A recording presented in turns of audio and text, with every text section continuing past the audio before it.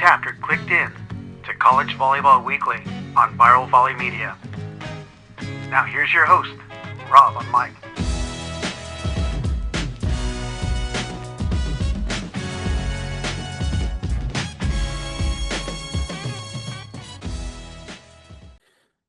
All right, good day, everyone, and welcome back to another episode of College Volleyball Weekly Men's Top 20. Theo Edwards of CSUN, Dan Friend of Lewis, and Brad Rothstrader of UC San Diego after week 4 of play. And one of the topics we're going to start off with, because it was a surprise to me, teams without a conference. Found out that Merrimack and Jessup no longer part of their conferences. And I wanted to see if these guys knew why, because that was a question that generated some traction on the discussion board. So anyone want to jump on in? I can give you a little bit of what I learned, at least from Jessup's perspective. They were under the impression that they were going to join the MPSF, but that just never ended up coming to fruition. So I think that there is talk about that happening later on down the road. But I think, a lot of new changes came to the MPSF, and I think they felt like it was a little bit much to add too many teams at once and kind of how to figure out the scheduling and all that. So at least that's my understanding of it. The Merrimack one is a little puzzling. I'm hoping that one of these other coaches on the panel have a better understanding of what happened there. Well, Merrimack's parent conference left the NEC, so that's what happened. And because their parent conference for all their other sports left the NEC, they didn't vote to keep Merrimack's volleyball team as an individual sport in the NEC. And so then Merrimack applied to the EVA, and the EVA denied them. So that leaves Merrimack kind of on an island and no conference to compete with. So I don't know the political pieces behind it or logistics. Do you know what I mean? I just think that's kind of what happened a little bit. So that was what I heard from Ray Lewis at Merrimack. It was kind of more the senior administrators, athletic directors, conference commissioners, kind of holding that against Merrimack, which obviously hurts their volleyball program out there. And then with Jessup, I think it was a little bit of the LeVar Ball situation and trying to speak it into existence when they made their press release.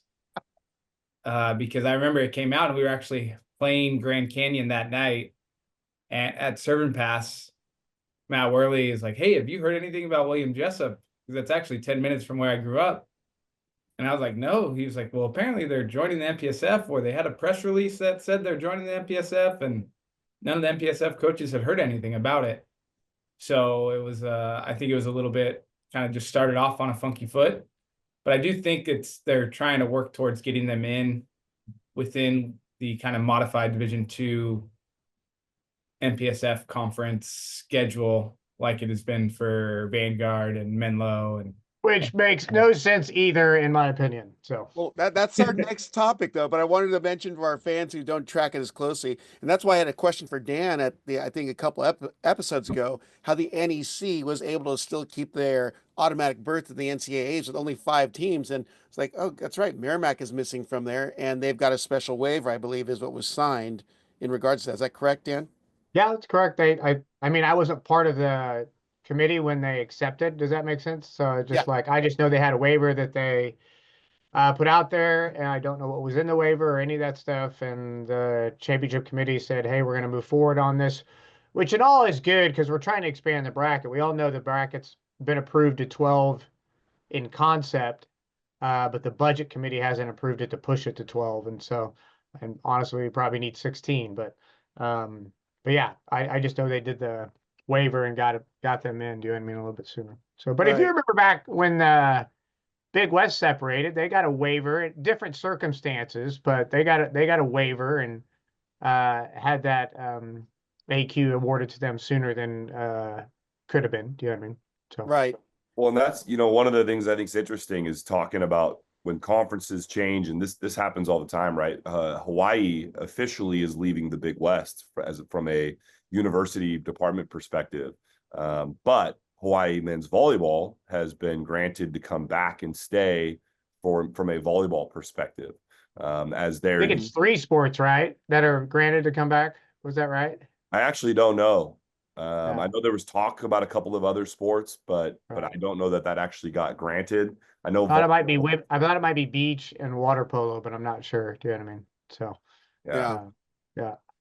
Well, it's brutal because on the women's side of volleyball, um, Hawaii goes to the Mountain West, and so does UC Davis. So there are two teams that were actually in the Big West Championships this last year that are departing in 2 years. So it's unfortunate, but also we know that universities have to operate with money, and that's where they're going to get their money from. So, well, and I think comparing Hawaii and Merrimack, one of the things I thought was really great about what Hawaii did is as they were making the move, they did a lot of groundwork trying to make sure that they had communication with the sports that didn't make sense in the Mountain West and figuring out what that's going to look like. And for Merrimack's case, obviously, I think at some point, hopefully they'll get into the IVA or get picked up somewhere. But for them to get left squandering a little bit, kind of. But that's pretty typical of like, I'm going to say this, but like that's pretty typical of an administration that values all of its sports versus my guess was with Merrimack.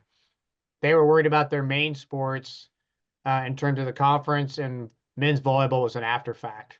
It wasn't like, hey, like we got to kind of make sure we protect this as well. We just got this off the ground. You know what I mean? And so, because my guess is if they would have handled it like Hawaii handled it, maybe Merrimack would still be in the NEC. Well, since Jay's not here, I got to say this. Do better, Merrimack. Do better. Just remember the J.R.R. Tolkien quote, not all who wander are lost. Well, Brad actually kind of delved into another topic that came up, and this was discovered on my part by an early press conference by Hawaii head coach Charlie Wade, where in the MPSF, the teams aren't all playing the MPSF opponents in conference play. And I was like, what? How did they wheel that deal? Because even Charlie didn't know, and I thought maybe I'd bounce it off the panel here. So whoever knows something, feel free to jump in. Yeah, I mean, so we just had Vanguard in our gym. So talking a little bit with Brian Rofer, who obviously spent many, many years at UCLA as the assistant and within the MPSF.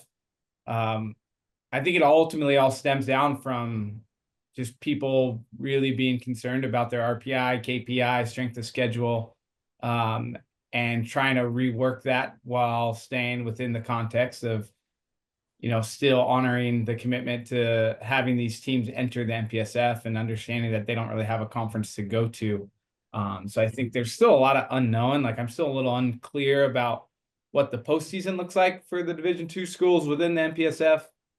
But yeah, I think ultimately it stems from, some of the major players within the MPSF and being really concerned with their at-large bid qualifications and how playing so many different Division II teams could potentially affect that. How many how many total teams are in it, the MPSF now? Ooh. Is it 8? I believe so, because is it Menlo, Vanguard, and I'm missing one. Oh, it was Concordia is the other. Concordia, yes. Yeah, it's 8. Right. I just think it's asinine, stupid. Take the 8 teams, play a normal schedule. We have 9 teams in ours. We're playing a schedule. You know what I mean? Their RPI, KPI, and all the other little things they're worried about when there's only 2 at-larges would have been fine. The point at which you're getting one of those spots, you got to take care of everything. Do you know what I mean? So it's like you're going to win all your games, you got to win your non-conference and put yourself in a position where you only got a couple of those losses. And typically those are the teams that are battling for those spots. And so I think it was short-sighted by that group to add them and not play a balanced schedule with it at the same time. And actually further pushes Division II in that direction of, hey, why wouldn't we separate from you? Do you know what I mean in terms of that? Right. So, to answer your question, Dan, it's 9 teams, 3 Division II, 6 Division I. Would have been fine. We have 9. Meva does just okay. So. I totally agree. It doesn't make any sense. There's only 3 D2 teams. It doesn't make any sense to do that to them. Yeah. Well, then especially Concordia, who had been in the league for a while now. So they get punished because they add a couple of teams. Makes 0 sense. But it will be 4 when assuming they add William Jessup or that goes through. And then they're only 1 or 2 Division II schools away from, if UC Merced ends up going from NAI to Division II, maybe another school, Point Loma, just throwing out random schools. But if we have another Division II school, then we're not that far off from having a Division II California conference, similar to what the Golden State Athletic Conference, the GSAC, was back in the day, or if a Biola or a certain school like that ends up adding men's volleyball, then that creates the best avenue for those Division II schools to get an automatic qualification into, whether it's Division I, Division II national championship, or it starts to branch off here in the next 5 years or so. So I think that's an avenue that we could see really being pursued by these Division II schools due to this concept. Mm-hmm. Well, you could have done it without the concept. Yeah. You could have added the teams, played a balanced schedule, and then eventually if the other teams add, yeah, you can make your own league. But I've been around the MIVA long enough to see us have a D3 section along with the Division I, Division II, and you played everybody. And things moving and pieces shifting. This was before the D3 expanded on their championship. I don't know. They were protecting themselves by saying, "Hey, we're gonna add some members, but we don't want to hurt our schedule or what we do." So I just think that was, I don't know, wrong in my opinion. The question that I have: how does the standings work in the MPSF? Yeah, that was the question. A follow up I had. Yeah. Well, we don't know. We'll find out, right? I think that's what Brad said. How does the conference tournament and how does all that play out, and how does the league, like, hey, I could have a better league at my Division II school than you do at a Division I. Do I win the league then? No, you can't win the league. You're Division II. I don't know if this is what ended up getting approved or is actually happening, but I remember hearing it was like the Division III or Division II schools, the three of them would get seeded, they would play it off, and then the winner of that gets into the rest of the MPSF tournament. I don't know if that was just an idea, but would be interesting. That's brutal, man. Well, more to come apparently. So we will find out soon enough. Let's jump into our next topic, and it's the last of the undefeateds. We had a pretty big upset last weekend, but almost another one this last week. And we're going to start with a team out of the NEC. Actually, they're back in the EIVA, Sacred Heart. Is that correct? 2-0, only 2 matches with wins over FDU and American International. Still have to get more matches to figure out if they're the real deal at 2-0. What do we know about Sacred Heart? Not a whole bunch, huh? They played 2 matches. We don't know much. So I don't think they're in the same category right now as the rest of the group of teams we're going to talk about. You know what I mean? So yep. So let's jump down to an opponent that Dan is very familiar with at 6-0, 8th ranked in the AVCA poll, recent AVCA poll, Loyola. Got wins over Mount Olive and Missouri S&T this last week, which are the 2 opponents that Dan got to face. But what do we know about Loyola and how they're getting it done? And we'll start with you, Dan.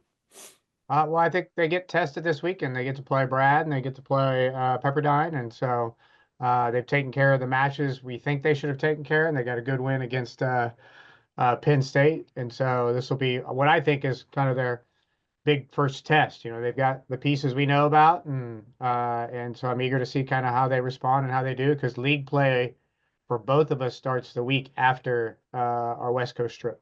So don't they have McKendree on like Tuesday or Wednesday?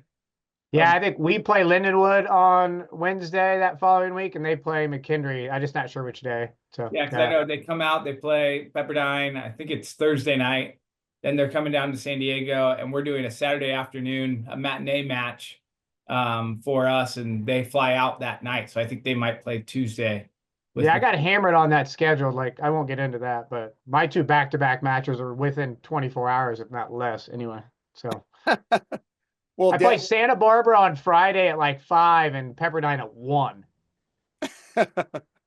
So it had to do with this lack of communication between everything going on, but we won't get into that any further. It'll be a nice drive down PCH though, Dan.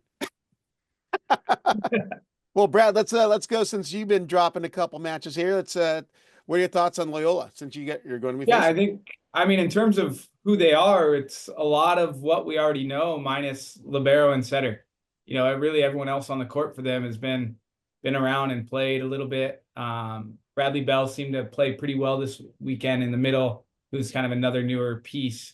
within them. But you got Parker Van Buren, you got Fabakovic, you got Jake Reed, and Dean Meyer, and those are all guys who have done and performed at a really high level. And it's really, I think, the big question mark is who their setter ends up being. They've been flipping back and forth between Ryan McElliott and Alex Smits Van Ooyen, recent transfer from UC Santa Barbara.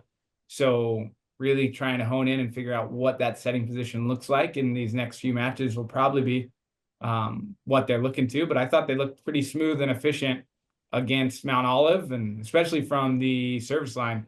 They had quite the serving match, specifically Parker Van Buren. He got close if he didn't break one of his records he had in there with 5 or 6 service aces. So yeah, I think we know a lot about what they're going to do. It's just kind of more of, those inner pieces with the setter, with libero, and what that's going to look like as the year progresses and the competition gets a little bit tougher. Yep. Theo, close us out with on number 8, Loyola. Yeah, I mean, I think these guys hit it on the head, right? I mean, this team is really talented. I think them figuring out exactly who's going to be the setter is kind of what I've seen as well, and who's going to kind of lead the charge for them. But having a guy like Parker Van Buren and Fabakovic, I mean, those guys are just fantastic. So they're a good team, and we're going to figure out just how great they are. Yeah.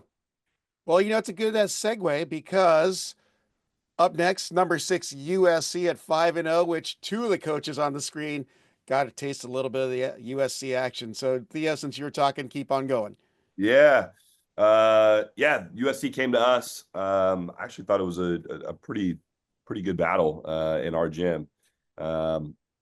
Unfortunately for us, we had a guy go down, our MB1 Stillian, and it kind of changed the match. So he went down in set 1.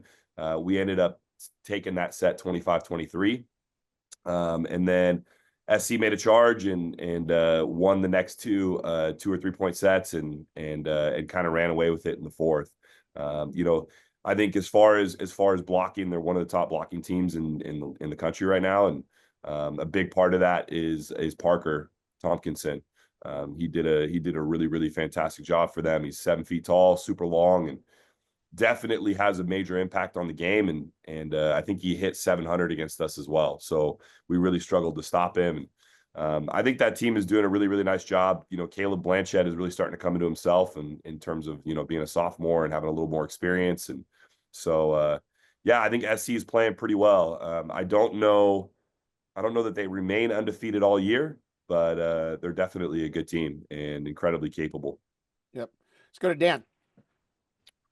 Yeah, I think it was one of the tests. I was curious to see how this match would go, and it certainly was a battle. And I think it's a good win for SC against a really good Northridge team, and so they're going to keep getting tested, and we're going to see how they respond. And they certainly have the pieces. And I agree. I think kind of seeing how Caleb was going to run the offense and how he settled in a little bit is pretty key this year, because I think he has some pieces between Dylan and a couple of the others. And so, yeah. Yeah.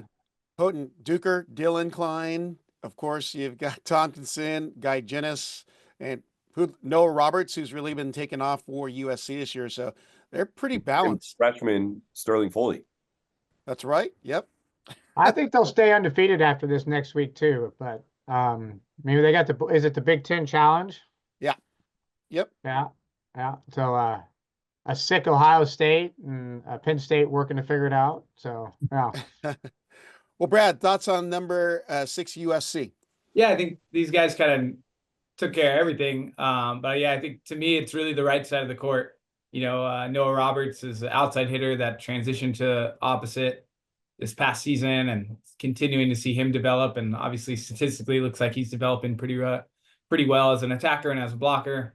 And then Caleb Blanchett, who should be a freshman this year, he ended up graduating early and got a jump start on his collegiate career last season. So that maturity is obviously going to help. That season experience is going to help. And then they have a lot of young pieces, Parker Tompkinson, Sterling Foley, and even Wes Smith, who we haven't seen at all this season, is a specimen of a middle blocker as well. And then you pair that with a Guy Jennis, who obviously has the history of his past 3 seasons competing with UCLA. There's a lot of depth and a lot of talent there in a lot of positions. And that's 2 7-foot middle blockers for USC. What, if Smith gets back on the court at any point. So pretty scary out there. USC has 3 matches this week. They actually face Central State on Wednesday. I guess they're heading eastward as they go over to the Big Ten Challenge face-off with number 12 Ohio State and number 17 Penn State. So again, as Dan alluded to, Ohio State, the infirmary university right now. So hopefully they can get all healthy for their matchups this week. So let's jump on over to the remaining 3 undefeateds, all from the Big West schools. And unfortunately, none of the 2 Big West coaches are in that mix, but they can talk about them. Number 4, Hawaii had a break during week 4, but let's talk about what they're doing and what we know about them. We'll go with Dan, the non-Big West coach first, then go to the Big West coaches. Excited to see them play BYU and all the interesting energy around them playing and all that and everything. It should be great. You know what I mean? So, but I mean, Hawaii's taking care of business where they need to. You've seen them with some young pieces and they're super talented. So I'm excited for the BYU matchup coming up. There we go. Let's go to Brad, Hawaii. Yeah, I'm intrigued to see what Hawaii ends up doing. I think they're pretty set on their lineup, but there's just a lot more depth than they've had in the past. And seeing how Charlie Milan and Capono and company all kind of manage that with the depth they have specifically. I mean, pins and in the middle, they have 3 good middles, they have 4 or 5 really good pin hitters. So seeing how they manage that and work through that over the course of 2 tough matches out of BYU will be really intriguing and really interesting as they ride hot hands or try to sub some guys in for some upgrades. But yeah, I think we'll learn a lot. Ultimately, I kind of envision them splitting this weekend at BYU, but yeah, I'm really intrigued to see how Hawaii, specifically their outside hitters, end up doing, passing and dealing with some tough servers that BYU has. Yeah. Hey, does anybody know if SC plays Long Beach, Irvine, or Hawaii? I can look that up while someone is chatting there. We'll go to Theo, and then I'll look up their schedule here really quick. Yeah, so it's kind of a bummer that Hawaii had this week off because I really feel like they've been working through a lot of stuff and obviously have been able to win while doing it. But with Louis kind of being in and out of the roster at times, and their new opposite Christian Tetrisky. Say it one more time. Tetrisky. Yeah. And then obviously you got Kanoa Wade and Charlie Sun. They've got a lot of talent and kind of figuring out what pieces are going to be where, and will they stick with that long term or will they continue the shuffle? Will be super interesting. So you forgot Finn Kearney too.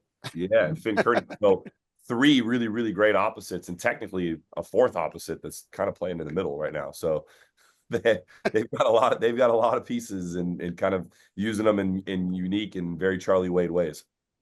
So in regards to Dan's question, USC home and home series against UC Irvine. Then they head on out to the Outrigger Invitational in Hawaii. Penn State and Ball State also included in that mix for USC. So that's going to be a intense weekend on the island again. I bring it up because, I mean, I think talk about at-large implications. Like typically it's come out of the Big West, if not both of them lately. Do you know what I mean? And so where does SC land in that piece? Do you know what I mean? Will be interesting. So, yep. Well, a team that we haven't been able to speak a lot about because they haven't had a lot of matches is number 2 UC Irvine. Finishes the week 5-0 total after taking BYU twice. So let's start with Brad on this one. Thoughts on number 2 UC Irvine? Yeah, I thought night 1 was obviously quite the battle. And you really saw it, BYU's ability to kind of plug and adapt and improvise, and Taylan Tafuga coming in and really being the spark plug off the bench to lift the team and extend it to 5, and took some really good out of system swings in the 5th set as well, in that early run where Tim went on a service run. I think BYU even went up 4-0 or 5-0 in the 5th set of night 1 and 5-1. Thanks for the memory. Well, they came back and won, Rob. So it's okay. You're welcome. They won. So there was quite the run after that. But I think ultimately what we saw was just Irvine's consistency from the end line, And I think Nolan Flexen is really starting to emerge as a true, he's always been really, really good, but to sustain it over 2 really tough matches and being the most dominant attacker, and obviously BYU is sending a lot of blocking attention towards Hilir Heno, and deservedly so, but Nolan Flexen has shown he's more than a Robin to Hilir Heno's Batman. Let's go to Dan. I'm not sure I can top that statement right now. So, wow, this is why I brought up the at-large implications. I think this was a key matchup for Irvine to win. And ultimately, you know, as good as BYU is, and we know they're going to be this year, certainly hurts them in that category from that standpoint. And so they get another chance with Hawaii coming in. But if they drop both to Hawaii, then really it's a race in the MPSF for them from that standpoint. And so, but Nolan Flexen, yeah. I mean, we know Hino's the man, but Nolan Flexen has really stepped up, and I think it'll be key. Give them 2 big pieces around Joe running the offense and all that stuff, and they have some other viable pieces that plug in different spots, but those guys are pretty good. Yep. Theo. Yeah, I thought, you know, it's interesting. Night one, Hilir Heno hit under 200. Not something that you see very often. He still had, I think, something like 17 kills, hit 184.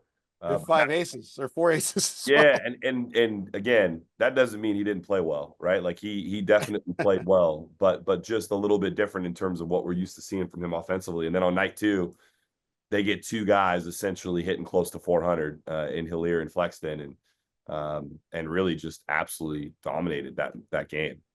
Still a battle out of BYU, but Irvine is a really scary team, and Nolan Flexen being on the right, not having to pass, there's a confidence that you're starting to see out of him that I think is very unique. And last year, you know, he was really, really trying to get it done as a passer, and there were just moments where he just didn't feel comfortable. And some of the biggest matches against some of the biggest servers, that lack of confidence affected his attacking and transferred into the rest of his game. And now watching him on the right, it really looks like he's super comfortable. And to see him have 2 back-to-back performances against the team that historically has been a phenomenal blocking team is pretty impressive. This Irvine team is really scary, you know, and we had a chance to play UCLA this week as well. And I think those two teams have some of the tallest pins in the country and are incredibly physical. And it's going to be interesting to see how both of those teams develop down the stretch, because Irvine to me looks like a little bit better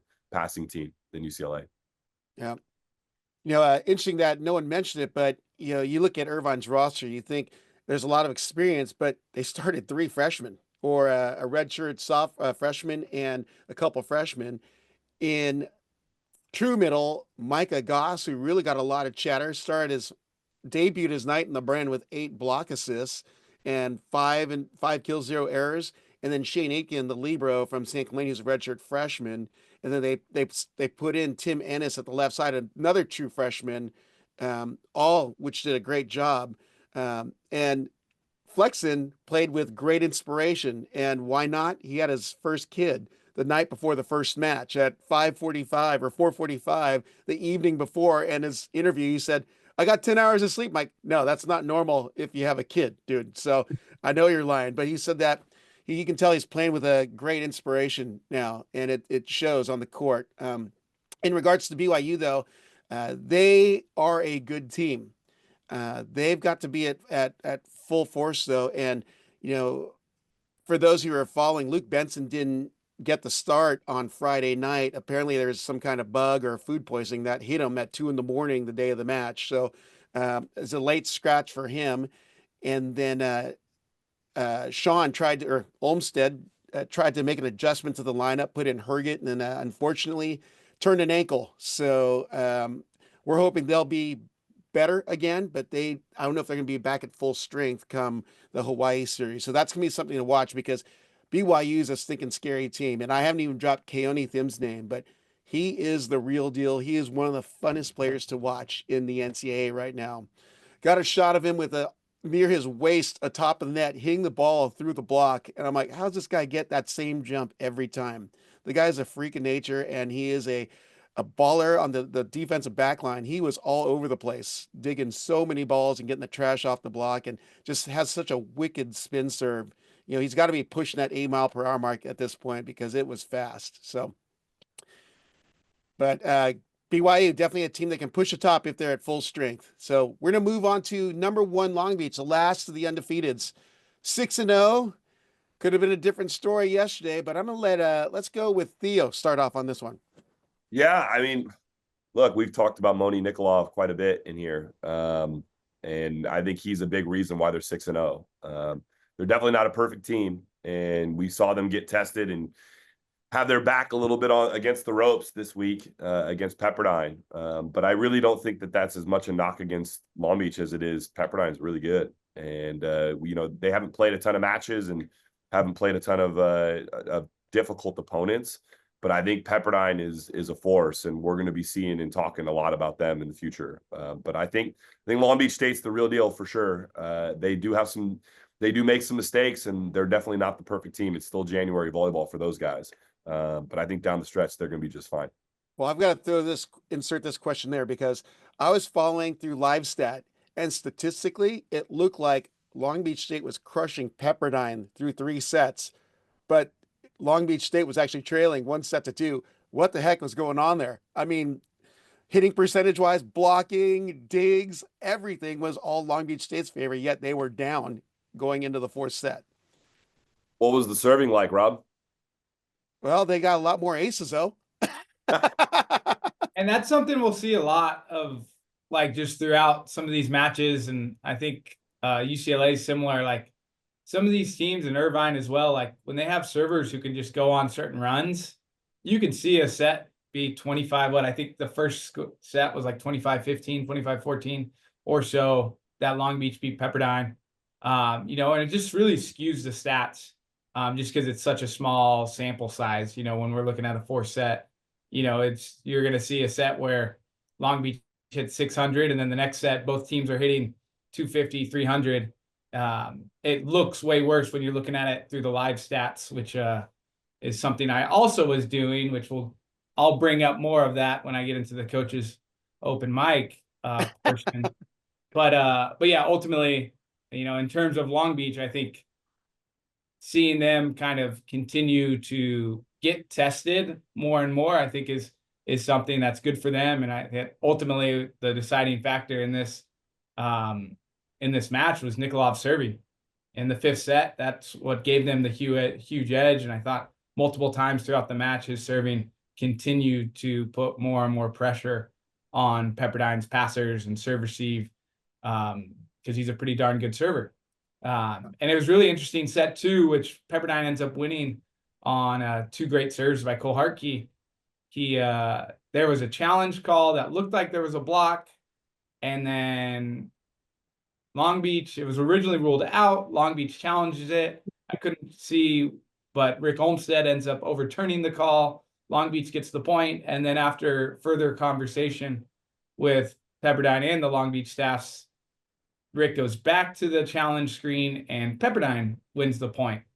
And that ended up being a huge swing of Long Beach would have been up 24-21, and it ends up being 23-22. So I was really intrigued to see what happened because it looked like it was a block and it went off the shoulder of Hartke, but I don't know. But that obviously changes the match from 2-0 Long Beach being up to 1-1 and going into a battle at Firestone.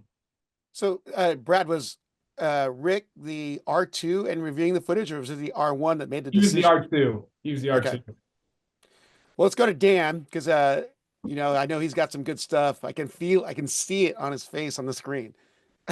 We actually didn't have a ton to add. I mean, I was watching live stats. But when Long Beach played us, they had a tendency to make some unforced errors in a row. And my guess is you saw the same thing with the Pep match. I mean, they were up in game 3, 11-8. And then you saw the score kind of flip in the Pep's favor. Do you know what I mean? And so, yeah. You know, but I think Brad hit it. You see Nikolov go back to start the 5th game, and it's 4-0, 5-1, you know, 6-2, and like he just broke apart the game to start off with. And Pepperdine can never make up the ground, but he's kind of the X factor. And I think they're still working things out too. Do you know what I mean? In terms of just what they want to do and all that. And so, good win on the road for Long Beach. I think, they go into Pep, and, Pep's talented and has a good group. And so it's a good win for them. Interesting stat line is I have not seen a setter score more than 15 points in a match. And Nikolov had 21 to finish based on 8 kills, hitting .333, 8 aces, 3 solo blocks, and 4 block assists. Told you he's probably going to end up with a quadruple double or whatever it is. It's coming. I think that's one of the things we mentioned in the past, Rob. That's the most amazing thing about him. His point scoring abilities. He had 8 aces on 26 serves, a 30% ace percentage. The next closest guy had 1 ace, just in case anyone was wondering. Well, hey, you guys get to see him twice, 2 of you on the screen. Can't wait. Well, wanted to mention that, as I think Dan alluded to, Long Beach State goes into week 5. They will be at what is called the Silver State Showdown. So everyone can get some gambling in up in Reno, Nevada, as Fort Valley State, Belmont Abbey, Grand Canyon, and Long Beach State head over the border to take on some good volleyball action. But that's a cool little setup there. I wonder who got that all dialed up. Yeah, I was going to ask the same question. Who did that? I'm going to guess that it was Al with let's take a trip over the border there. There's some Vegas connections or Nevada connections in the Long Beach program. So that would be my guess. So with that, let's hit up the rest of the conferences. There's some great matches, and one performance that stuck out very significantly, Max Rocky. And let's let Dan talk about his week, because Max had a great week, but so did his Lewis Flyers. Yeah, I mean, Max was the man. 33 kills. I didn't know he had 33 kills, just so you know. I was just Mount Olive was playing pretty well against us, and we've all been in those matches where sometimes things are just clicking for the other side, and sometimes things are not clicking for you. And so, but kudos to Mount Olive. Those guys competed hard at a high level, but I was happy the guys fought off a bunch of match points and found a way to win. But yeah, certainly on the arm of Max. I think 33 kills, and then he had a great performance the next night too. Do you know what I mean? And so, but yeah, I think was really happy with him, and happy to come away with 2 wins before we get on the road this weekend. So, yep. Well, let's have the other guys have a shot at the Lewis Flyers. Let's go with Theo. Yeah, I mean, I thought obviously there are always nights where you battle with a team and things aren't going 100% your way. And just watching this match, I think Lewis was having one of those nights where everything that could go wrong, or the bounce would go in one direction, it just wasn't going in their direction. But I feel like that also is a testament of a team. You figure out a way to win, and when things aren't going your way, and that's what you got to do all year long. That's what makes the team great. And so I thought they played really, really well, and Max is a freaking beast. So there you have it. And then let's go over to Brad, and we'll talk about your team, because he had a couple matches this last week as well. As he take on, let's talk about UCLA, because we're going to try and focus on the top 5. Number 3, UCLA, and you can talk about your team afterwards. Brad. Yeah, I did want to give a shout out. I think it was Corey Grant and Jackson Leahy, Mount Olive setter and opposite. I was really impressed. I didn't see him against Lewis, but watching a little bit of their Loyola match, they did a really good job. Just some really good high quality swings. So Mount Olive definitely doing some good things out there. And then for us, yeah, we played UCLA and Vanguard this week. And up at Poly Pavilion, we had a battle with UCLA, and it took us a little bit to kind of get our legs under us, get acclimated to playing a little bit tougher competition. And obviously UCLA was real fired up after coming off the loss with Ohio State. But I think ultimately Zach Rama as an attacker was really, really impressive for us. And then Ito David from the end line went on quite a few service runs, and specifically in the 4th set, ended up fighting off a few set points that we had due to his serving and his ability to hit some 70+ mile per hour bombs at us. but yeah, I think that's a team that when they get it together, it looks really, really good, and the big progression that we'll have to see from them is how does their serve receive progress throughout the year, with Cooper Robinson, Zach Rama, and Luka Kirchi, who's an outside hitter converted to libero. All three of those guys are all good passers, but they've had some lapses so far in the early part of the season. And if they're able to all improve and upgrade that passing together as a unit, I think that makes them really, really scary. But right now, when I look at them compared to some of the other teams, like Irvine and Long Beach up there in the top, I think the passing is a little bit stronger on some of those other teams at this current moment. But it'll be interesting to see how Hawks and company helps develop those passers, because offensively, they're pretty impressive. Yeah. Well, let's go to Theo. Thoughts on UCLA, being that you had a up close and personal experience as well. Yeah, it was a good match between the two of us, and I agree with everything Brad said. I think they were very similar the next night or 2 nights later. And Cooper Robinson played really well offensively against us. He served incredibly well. He gave up 5 aces as a receiver. And so I think as far as looking at them and kind of where their pitfalls lie, that's definitely it. But on the converse side, their ability to serve and score as a serving team is elite. And they've got 4 or 5 guys that can really, really get on it and can go on 6, 7, 8-point runs with consistent service pressure, which I think is, we talk about a lot in this game, like men's volleyball. There's a lot of teams that accept missing, and missing is kind of part of the game because everyone is attempting to really push the envelope in terms of applying pressure. The teams side out so well that you just got to do it. And UCLA, I think, in comparing them to the rest of the country and outside of Moni Nikolov, who I think kind of stands along on his own, UCLA has some of the best serving in the country. And if it wasn't for their serving, their reception is not so great, kind of what Brad mentioned. But their serving really keeps them in games and actually absolutely has the ability. I think one of the sets they beat us 25-12. It really doesn't tell you how close the match was because they went on a serving run that was just absolutely unbelievable. They went on it.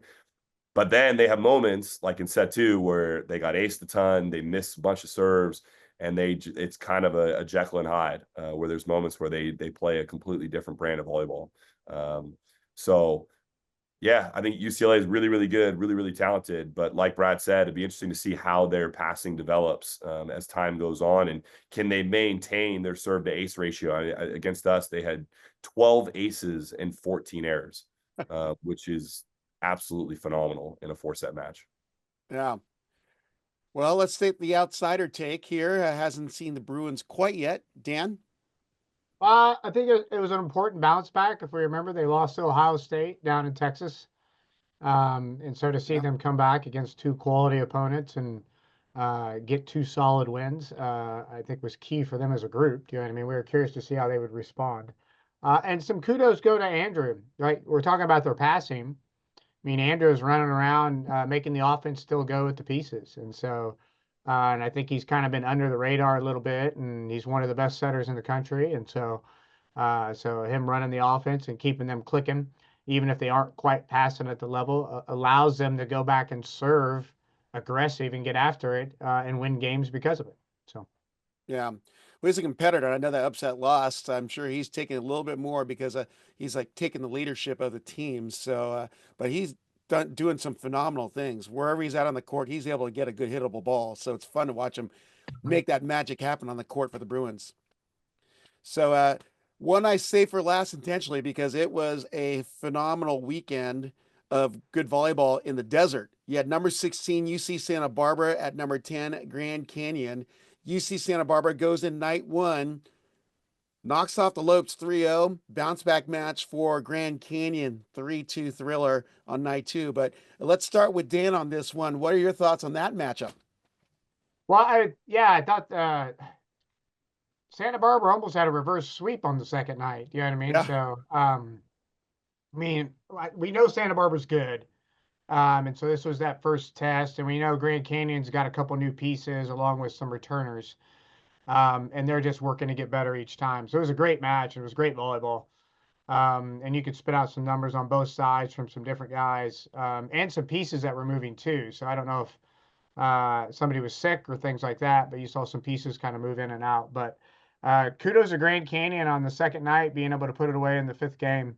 I think that was an important win for them to kind of finish off with, and in terms of the split for them, because otherwise they could have been 0-2. So, yeah, I want to add on night one, you saw some, at least for me, some local athletes get court for the Gauchos. George Bruning, who'd been, recovering from injury, had a great night, as well as Cole Schobel, a local kid, went to Modern Day, and Riggs Guy, Newport Harbor guy, had a phenomenal evening on night one. But Brad is familiar with these guys, so let's let him go next. All too familiar with those guys. Spent plenty of time.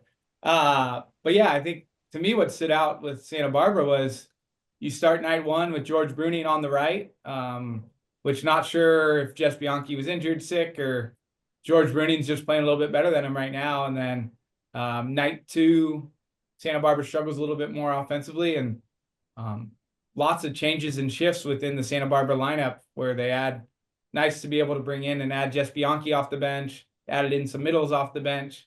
So you're starting to see some of that depth really help turn the tide from to really give Santa Barbara a chance for that reverse sweep. And ultimately, I think the Grand Canyon pin hitters just were a little more consistent over the course of the 5-set match to just fight off the reverse sweep and hold Santa Barbara off. But I thought it was really interesting just seeing George play so great night one, and then Jess Bianchi coming in off the bench. Set two kind of finds his legs, and set 3 through 5 really start playing really well there. Yep. Theo. Yeah, I mean, going back to a couple of weeks ago, I was actually talking to the Santa Barbara coaches, and they were telling me that one of their biggest challenges this year is just trying to find some consistency. One match they're playing like a like a Big West champion, and then in the next match they feel like they've lost all ability to understand what's going on. And so I would imagine that this is something similar in the sense that those coaches are probably frustrated, just feeling like, hey, why can't we do this every time? And I look at the numbers. It's interesting. Santa Barbara missed double the serves that Grand Canyon did, but they also almost outscored them double from a point score perspective. So what do you want to do? You want to keep them in and score a little less, or miss a bunch and score a few more? It's always the interesting men's volleyball question. But I think Jess Bianchi, is an interesting part of this team, and obviously, him being who he is, and I think that has a major factor into this. And watching Berg really emerge, I mean, Berg has just been really playing outstanding for them, and I think he brings a little bit of consistency, and obviously his ability. He obviously was a setter back in the day, and so he's not just a fantastic middle blocker, but he's a great volleyball player. He steps in and makes a lot of really, really great plays. And but I think it was great for GCU to get the split in this. Yeah, Berg's played every position except for libero over the course of his career. Well, how many times have you ever seen a setter go to middle and successfully do it? Do you guys recall any? No. Well, I know that's one thing that Rick was bragging about last season. He's like, look, I got my setter, now a middle blocker. I'm like, what? Did Connor Dunn do something similar? He was the Arizona setter. Yeah, he played. Yeah, Connor Dunn. Connor Dunn, yeah, at Santa Barbara. Yeah, that's right. Yeah. Although I don't know how successful he was in that position, but he was playing it. Well, let's go to our next piece here, and that's of course, the one that everyone likes to insert a player before we get to the segment, but no one did it this time. So I think I've got to put that in the record books. Who were your eye-catching performers of the week? And since Dan is like patiently waiting there, I'm gonna pick on Dan here first. I'll go with Nolan Flexen. All right. Come on, Dan. I got to go first. So I can't pick my own guy. That's pretty bad. You know what I You mean? can always So, pick your own guy. You had was it a record making performance for your guys, right? 36.5 points in a yeah. match. So yeah, Yeah. why not? Do you want him, or are you going to let one of these other guys take him if they I'm do? not picking my own guy. Like I pick Nolan. You know what I mean? So like I don't The work moral like compass Dan had working on Dan standards Friend. here. that. Yeah. All right, let's go over to Brad. I'll go Max Rocky. There we go. Oh, Way too easy. And then over to Theo. yeah, I'm gonna take Moni Nikolov. 8 kills, 8 aces. Pretty And impressive. 21 points as a setter. That's what blows me away. Yeah, unbelievable. You know, it also throw in Mason Rice. Why not? Sure. 15 kills, 542 in their win over Queens. So that's Princeton's Mason Rice. Yep, caught that one on there on the results. So looking good. Now, what you watching in week 5? Since Theo, you raised your hand for the calling out, I'll go ahead and go with you first on this one. Wow, I mean, there's so many good matches. How many do I get? 2? Can I pick 2 here? Sure. All right, so I'm gonna go UC Irvine and Stanford. I think that will be a really, really interesting one. I think UCI is really humming right now, and so it'll be interesting to see. You know, Stanford, I think, has been playing some really, really great volleyball, and it'd be interesting to see how Hilir Heno matches up against that team. So that would be my one. Hilaire Hano versus Mo Swag. Versus Mo Swag. That's a great matchup. And then I think I'm going to go Lewis in Santa Barbara. Watching Dan Friend take on Rick McLaughlin and the Gauchos. So I think that'll be a really fun match, and I think those two teams match up really well. And if Max has another week like he did last week, I think Lewis will be in pretty good shape. Yeah. Well, I just want to add that for your UCI Stanford matchup, it's going to be Costi versus Costi. Cameron Costi on as a red shirt heading up to see Dad wearing the blue. I still got to send Costi that UCI sweatshirt. I want to get a picture of them in it. So let's go to Dan. What are you watching in week 5? I want USC and Ohio State. Oh yeah.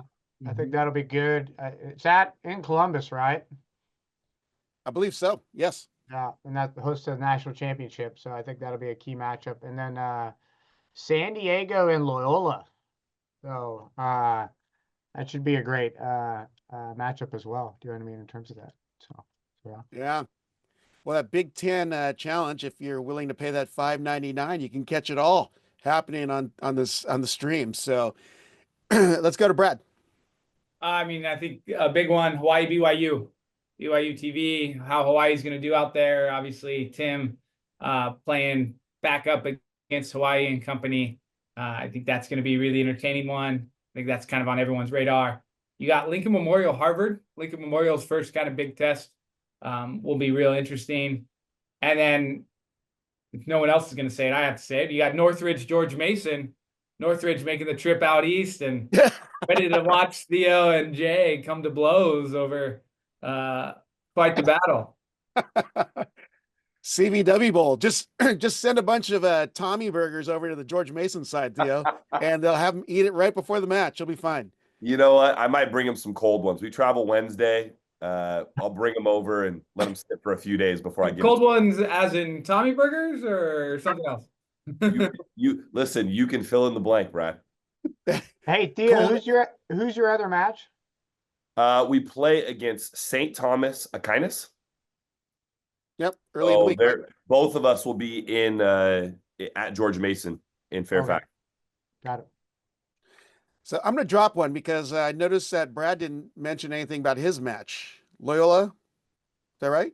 Dan did. I did. Yeah. We didn't talk about Pepperdine plays Loyola and Pepperdine plays us too. That's the one I skipped out on. Two matches. Yeah. So what I found out yesterday was the Pepperdine Long Beach match was a recognition of a historical national championship for Pepperdine. So it was a big celebration at Firestone Fieldhouse. So they had a huge crowd there, great festive environment. So I want to see how they respond. knowing that, hey, we rolled with a tough one, we took them to 5, and how they approach the rest of the season from there. Which brings us to a new segment. And I'm thankful that Jay isn't actually on this one because it's called a hot mic moment. Things you'd say if the mic was off, but the mic is on, because we're not going to discuss it. I just want these guys to drop something, of course, that'll stir the pot. So it may not, it may Okay. just be some great news. But Can I jump in first? there you Hey, go, do you want me Brad. I think you clarified this before he goes on a topic.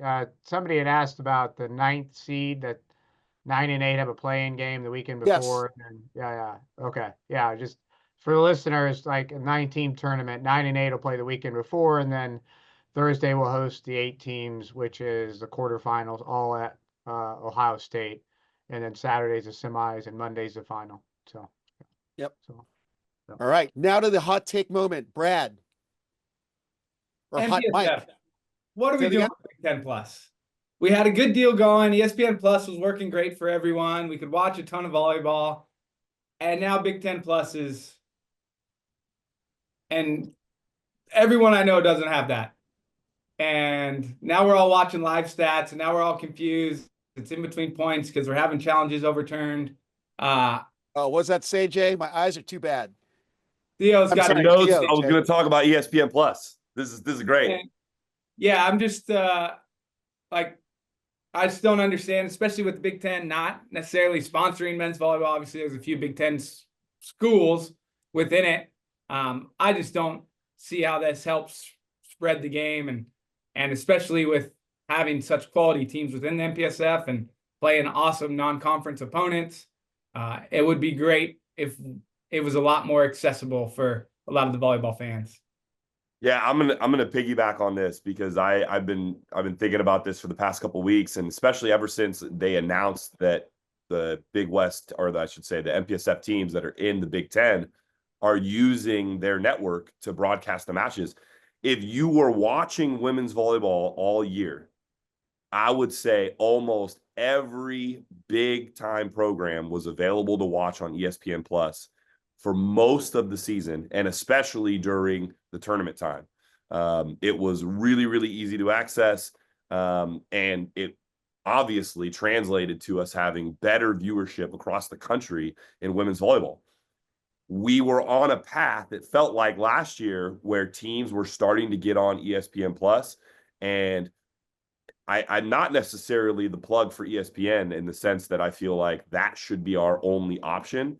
But I do think it's time, from a conference to conference perspective, that we all get on the same page. ESPN has a great option. You can watch it from anywhere, right? Whether it's mobile, whether it's iPad, whether it's on the road or on your television app. But we got to get all of the matches of the men's teams on ESPN Plus, or at least in one central hub where you can see everybody playing. It has absolutely helped revolutionize how we watch this game, and I'm with Brad. We got to do this. So All right. let me ask: Is this on the MPSF, Commissioner? Yep. Yeah. They made that big announcement this last week, right? They made the announcement, but I don't know, Dan. It might have a lot to do with the fact that obviously UCLA, USC joined the Big Ten, and so it was just easy. I think they had free access to it. We used to use the Big West TV as our way to produce our games.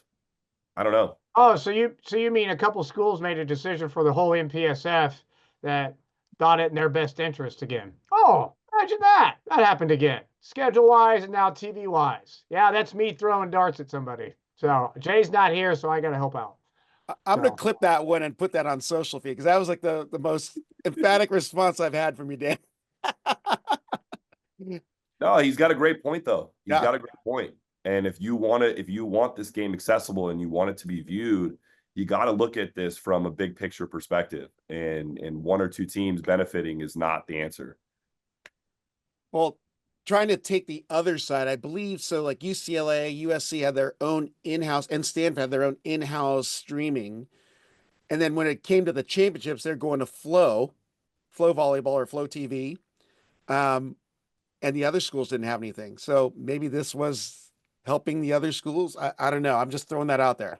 So, but watching the women do it and tournament time coming, and you can watch every match on ESPN Plus. And if you missed it, you can tune back in and watch the archive. It just, I don't know. It just, especially considering the fact that ESPN Plus is partnered with Disney Plus. If you want to talk about longevity and the reality of what families and who has access to watch, most people have Disney Plus, or a large majority. ESPN Plus is packaged with it, and I think Hulu is involved in that too. And yeah, the more mainstream we can get, the easier it is to watch. Yeah. All right, Dan, you got the hot mic moment now, the last one. I went last week. I'll let Theo go. He can have it. He's got some things written down there. No, he can. Listen, I wrote down ESPN Plus, guys. That was it. So me and Brad went together. Oh, well, all right. Well, we can talk about the settlement and the continuing impact it's going to have on men's volleyball. And well, you're letting Jay get in on the hot mic moment, because that was a text he sent us before jumping on. Jay's hot mic moment was the reverse, or kind of not the reverse, but the counter lawsuit that's going to be brought up. Okay, go for it then. I'm not bringing that up. That's Jay's topic. I mean, your original NCAA lawsuit. Surprise, surprise. Yeah, I was just talking about the overall impact on recruiting and our current status of our men's players and how many will be on the transfer portal. So we'll probably have this continual conversation as it goes, because I think you're going to see 70 or 80 guys enter the transfer portal come April, May at the end of the season, and it has an impact on what's left in the 25 class, and it'll impact the 26 class. And it currently is impacting both those things right now in terms of that stuff. So yeah, it'll be a pretty hot topic. So yeah. Do you guys have to cut? You're talking about two programs in front of us. Do they have to cut guys when it comes to April and May? So for us, UC San Diego hasn't formally decided if we're opting in or opting out or where we're going to lie. Obviously, the Big West is pretty basketball centric, which would lead people to assume that we're opting in.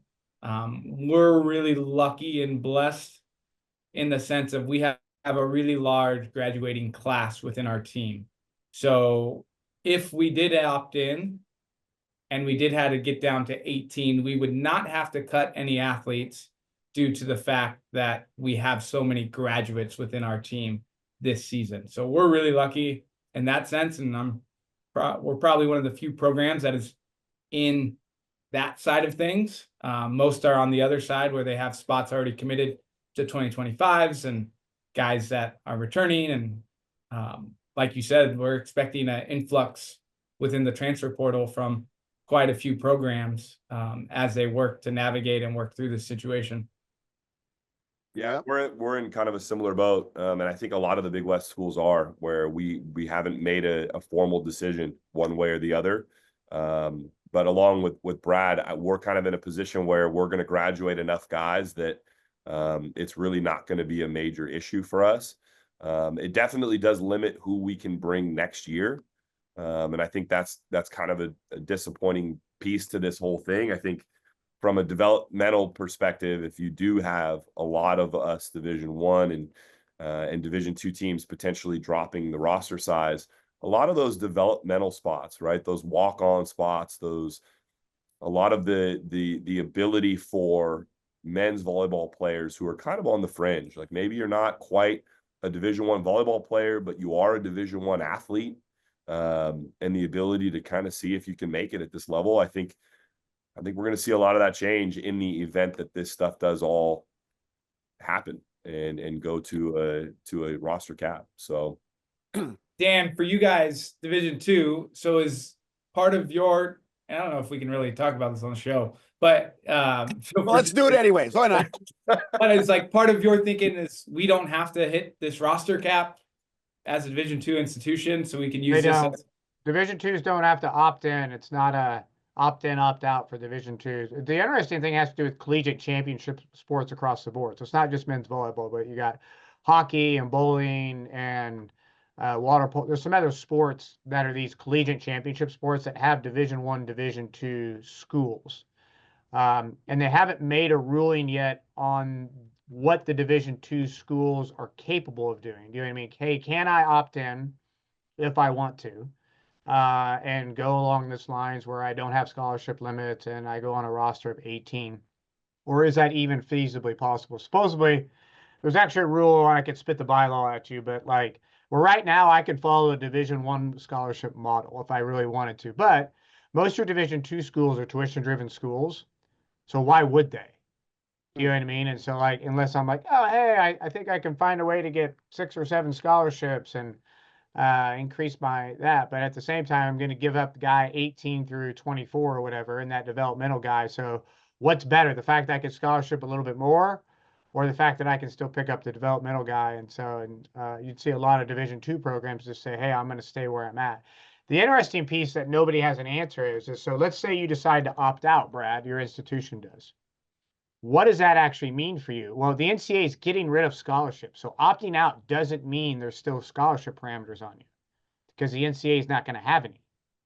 So what does that mean? Does that mean your institution is going to put scholarship parameters on you? Does that mean the conference that you compete in is going to put scholarship parameters? And nobody has that answer right now. So if I chose to be like, hey, I'm going to opt out, I can go up in scholarship because there are no parameters on me, because my school's not putting in, the conference is not, and I can still have the roster. So what's from keeping a program doing that? And nobody knows that answer right now. Well, So, I think right now the challenge with that concept is that if you opt in, you're really the biggest thing you're talking about is revenue share, right? right. So Yeah. because right now it's a department decision, right? So it essentially impacts all of your sports. In the event that you do not opt in and you really, really care about basketball and your goal is to get that revenue share and get it going to those student athletes, it's a massive disadvantage for some of the top tier programs, or quote unquote top tier programs. Right. But Dan, I'd love that concept. That's what I mean. It's like people are like, well, I'm going to opt out. I'm going to opt out and follow the scholarship parameters. There are none. Yeah. The NCAA doesn't have any scholarship parameters. So you're opting out, and that just means your institution is going to give you parameters. And it'll be like, hey, Theo, we've opted out. We're not doing revenue sharing, but hey, Theo, you only have 2 scholarships. You can do whatever you want to with your roster. Do you know what I mean? And you're just like, can I go fundraise more than have more than the 2? Do you know what I mean in terms of that? And so like that'll be and I think it impacts not our top 3 or 4 men's volleyball programs. I think it impacts everybody that's in between. You know, what happens to Theo? What happens to Brad? What happens to Santa Barbara? Like, and everybody's probably going to be a little bit different. And then how does that impact their recruiting and how they do? The only good thing is there's so many men's volleyball players out there. You can be good. And certainly money helps, but there's too many kids looking to play and not enough opportunities. And that's the thing. Do you know what I mean? And that's not going to go away anytime soon. This Well, past weekend Go up ahead. in LA, I'm having a conversation with a former Olympic gold medalist who's a little bit of a late bloomer in his career. And he talked about, we're talking through some of the impacts this is going to have and ultimately how it'll impact USA Volleyball. And it's just going to give some of those borderline athletes, maybe they're athletic enough, but a little bit too raw for certain programs to take a chance on. It's going to impact their ability and their access to playing more and more elite, higher level volleyball, to where it's going to be tougher and tougher for some of those guys who get to men's volleyball later, or maybe are a little bit more rough around the edges, or maybe academically struggled at some point throughout their high school career, early on in their collegiate career, to where it doesn't necessarily mean they don't have the potential to compete for USA Volleyball somewhere down the road, but it's now cutting off access to them to get to a certain level of competition, whether it be Division I, Division II, and the more access we cut off and the less we're able to develop within what, you know, our national team is now calling like our developmental league, which is NCAA, it's going to end up hurting and hindering the overall development of USA men's volleyball and our program within that, which is scary, you know, and ultimately I think all of us want to see USA men's volleyball have as much success as possible, because that leads to more and more success for us and for our programs. So I think finding ways to navigate that, work through that. And I know there's a lot of amazing people who work in different avenues, whether it be figuring out more of these gap years, gray shirt situations, to Division II institutions being able to really step up their development and increase their roster sizes, to junior colleges as well. really kind of, I think there's going to be some really positive impacts within men's volleyball, but I think ultimately when it comes to competing at higher and higher levels, it's a little bit scary of how that will affect some of the special athletes or the freakier guys that we've seen really develop and blossom in their junior or senior year. I have such a sensitive spot for this topic because for me personally, I didn't start playing volleyball until I was a junior in high school. And I fell in love with the game, and I had a ton of opportunities to go play basketball, but it wasn't until I started playing volleyball and got the interest of the Division I schools that it really changed my entire life, right? Literally, not just my playing career, but obviously now my career, my family's life, everything. And so the concept that aspect could change and could potentially drive some of these athletes that maybe aren't great volleyball players early on to go and play basketball or go and play another sport because the opportunity is there, and have us miss those types of players is just heartbreaking. It's just heartbreaking. So I really, really hope that at some point we find a solution to that, and that 18 isn't necessarily the end all answer for all athletes. Yeah. All right. Hot mic moment, successful topic, and it got really hot, and Jay's not even here, so we may have to just make that its own episode. So, but hey, that's Theo Edwards of CSUN, Dan Friend of Lewis, and Brad Rostratter of UC San Diego. Best of luck you this week, and that makes episode 246 of College Volleyball Weekly Men's Top 20 out.